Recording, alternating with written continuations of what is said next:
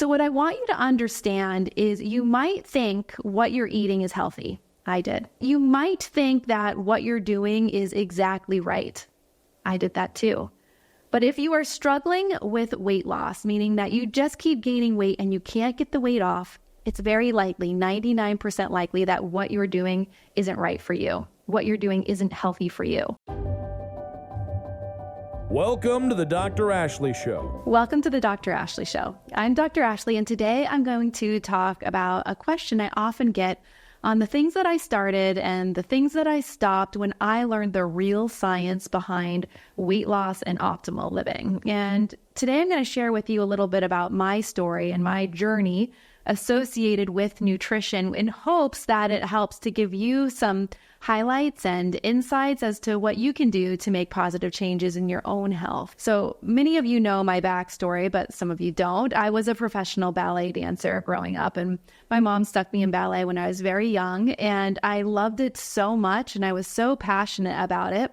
But it was always a struggle for me because my body didn't conform easily to what was needed for that sport. You know, as a ballet dancer, we're required to be really lean, but in great physical shape. My body just never wanted to get that lean. And as a result, I counted calories. I severely restricted calories. I ate everything that I thought you should eat to be healthy and maintain a healthy weight.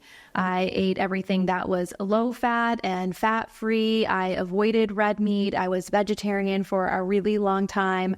I obviously exercised a ton, but despite that, I still wasn't where I needed to be for the sport. I was injured all the time. I had high cholesterol. I was pre-diabetic, and I had, like I said, stress fractures in both of my feet. I had a fairly successful career because I just pushed my body to do things. I don't like when people tell me that it's not possible, so I pushed and pushed. But I performed in nearly 400 nutcrackers in all of the various states and with countries nationwide. I was selected to perform in the opening ceremonies of the Olympics, which was an amazing opportunity. And my career ended when I was chosen to perform in New York City. You know, it's every dancer's dream to perform in New York. But instead of finding myself in the spotlight in these once-in-a-lifetime shows, I was landed in the ER with what I thought was having a heart attack. And after a whole bunch of tests, the doctor just said that I was underfed and over-exercised and I had to quit. And so that was huge for me. And as a result, I had to figure out what was next in my life. What was my identity? What was I going to do? And I understood how significantly nutrition impacted my own sport performance, or really for me, it was the lack of nutrition that impacted my performance. So I went on and I went to earn my PhD in sports nutrition and chronic disease. And so during my dancing days, I would eat oatmeal for breakfast. I would have Luna bars. I drank a ton of soy milk. I was obsessed with, I don't know why, but crystallized ginger. Like, I could not eat enough of crystallized ginger. And maybe I had digestion issues. I did actually have digestion issues because of all these crap foods that I was eating.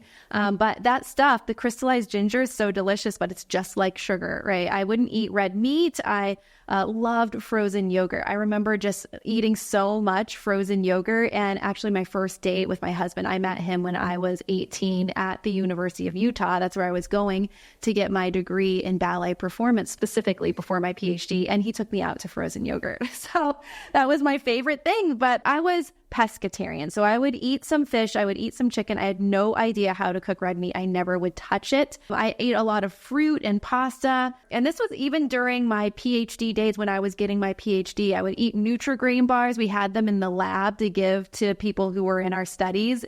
Oh my gosh, they gave me the worst heartburn, and I didn't put two and two together. It's not rocket science. Here I'm getting my PhD and I can't figure out that Nutri-Grain bars are causing me to have heartburn. I actually went to the ER once because I thought I was having a heart attack, because for me, when I get heartburn, it causes pain down my left arm. Like, it still does to this day. I just don't get heartburn very often because I've changed my diet.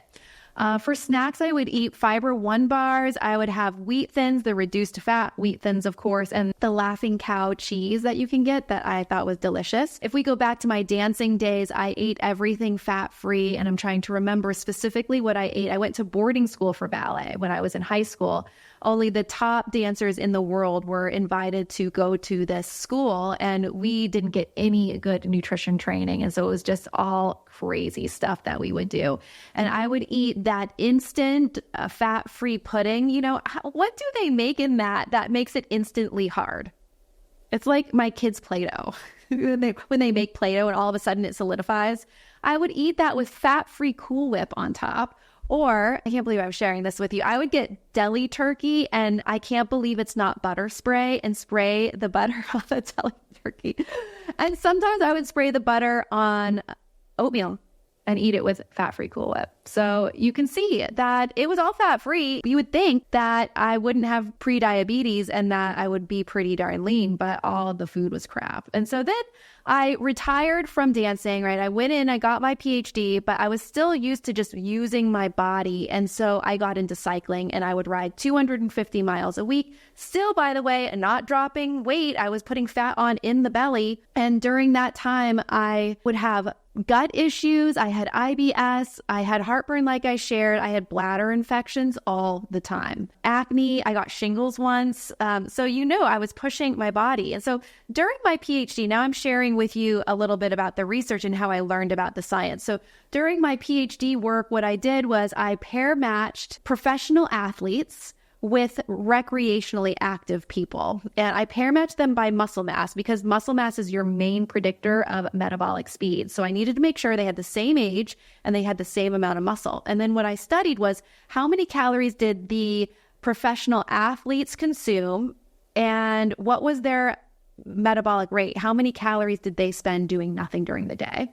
You would think that the athlete would eat more and have a speedier metabolism, right?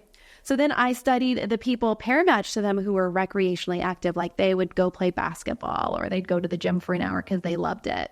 And I measured how much they took in, how many calories they consumed, and their metabolic speed, and found that actually the recreationally active people ate more and had a speedier metabolism, which showed that these athletes specifically were restricting their calories. They were a group of professional ballet dancers, actually, and we restrict ourselves often to maintain what we're supposed to maintain. So they restricted themselves. They ate significantly less, and their metabolic speed was dropped. So they did a lot of damage to their metabolism, just like I did. After I earned my PhD, I went back to school to become a dietitian because I thought that's what I needed to do to be a true expert in the field of weight management.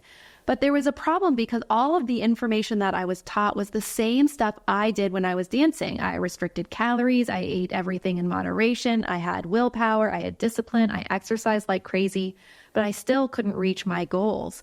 And so I started to question everything. And the professors didn't really like me because I'd say, well, that doesn't make sense. Or can you explain to me why a type 2 diabetic needs to eat a lot of carbohydrates when carbohydrates actually cause the issue for these folks? It just didn't make sense. And their answers weren't very clear.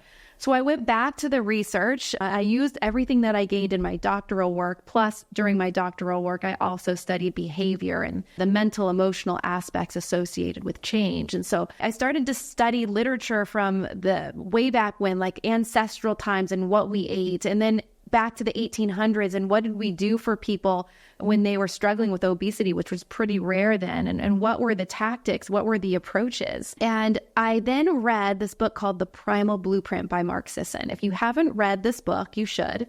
He's a great writer, and the material that he puts out is amazing, and it's really easy to understand, and it blew my mind.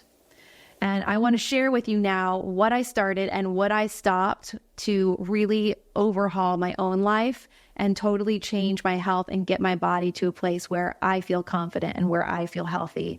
I no longer have pre-diabetes. My cholesterol is great, and all of my numbers actually are supportive or indicative of good health and good longevity, I hope. So what I want you to understand is you might think what you're eating is healthy. I did. You might think that what you're doing is exactly right. I did that too. But if you are struggling with weight loss, meaning that you just keep gaining weight and you can't get the weight off, it's very likely, 99% likely, that what you're doing isn't right for you. What you're doing isn't healthy for you.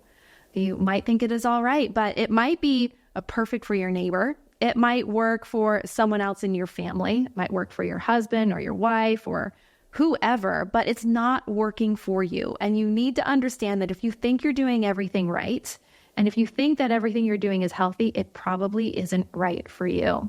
And I really understand that that's hard to acknowledge. I had to go through the whole process. And here I was becoming an expert in nutrition and I still couldn't figure it out. So I had a client, Alice, and she came to me and she was a radiologist and she went through med school. She felt like everything she was doing was healthy. And if you hear what she ate, you would think that it was healthy too. It was low-fat yogurt for breakfast and maybe a little bit of cereal, some kashi cereal, which by the way is not healthy cereal. She would have a lean cuisine for lunch, or maybe she would have some chicken breast and a salad, sweet potato, some quinoa. She would have a Larabara for a snack, and then dinner would be something that she would make from home, some kind of animal protein, some pasta, some kind of starch, and some alcohol once in a while. And you'd think she would not be carrying 30 pounds.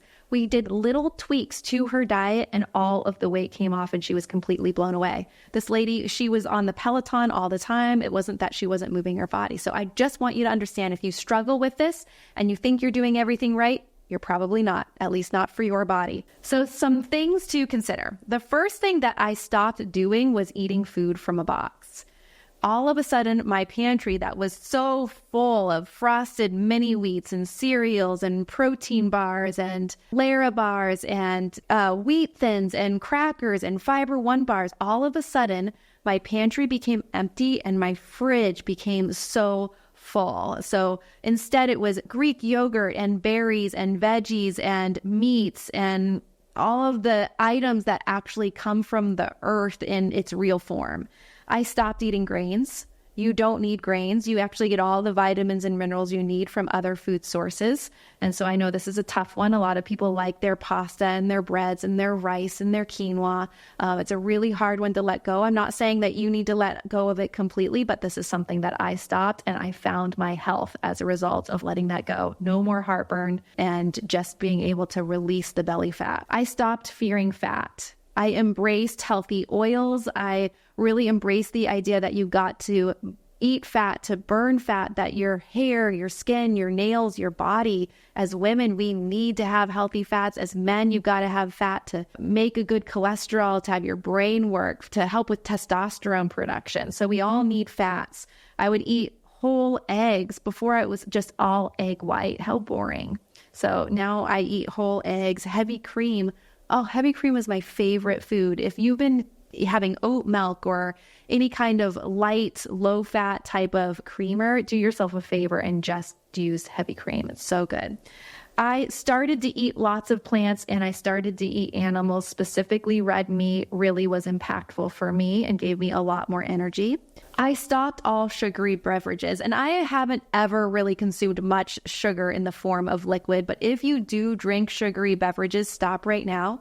If it's sweet tea, if it's in your alcohol, if it's soda, it's really not serving you very well. For me, since I was riding so much, I would drink a Gatorade. Once I changed all of this and I taught my body how to burn fat for fuel, I realized that I actually didn't even need Gatorade. I just needed electrolytes with salt in it. So the next thing that I shifted was I stopped the chronic cardio. I totally changed the way that I went about moving. Before, I was cycling 250 miles a week. I was doing lots of century rides. And it was hard for me because I thought, oh my gosh, I need to burn calories. I need to work out more. But I embraced this philosophy and this idea of what we did as ancestors. And we lifted heavy things. And we did a lot of walking and we ran and we sprinted. Back in the day, like in the caveman day, we probably didn't run a marathon. Be like, are you kidding me? I need to run a marathon for what purpose? Just to come back and sit down?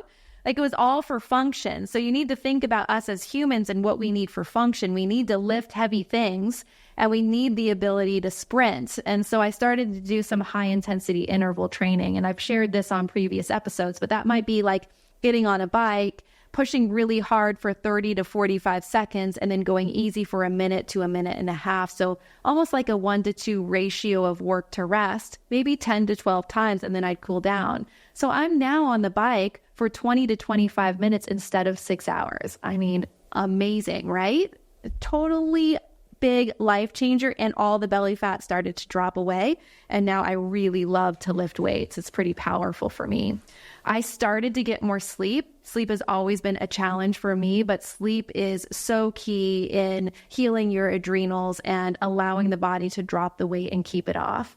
And then I started to get out in the sun. And obviously back then I was riding my bike a lot, but when I was in school and getting my PhD and working toward my dietetic internship, it was hard to see the sun. But the sun is really important because it helps you get vitamin D. And we now know, and we're seeing in research, that supplementing vitamin D doesn't do the same thing that it does when you get out in the sun. And also seeing the sun first thing in the day sets your circadian rhythm. So it actually makes it easier to fall asleep at night if you see the sun first when you wake up. So other little things that I also started that you could think about if you've got all of these other steps already in line and you want to take your health to the next level. I have a cold exposure, so either a cold plunge or a cold shower, but I do that every day and I hate it, but I love it at the same time.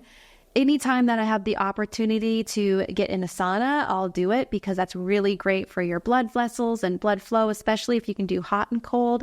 I meditate every day. Well, I'd say 98% of the time, but it's pretty much a non-negotiable for me and it's changed my life.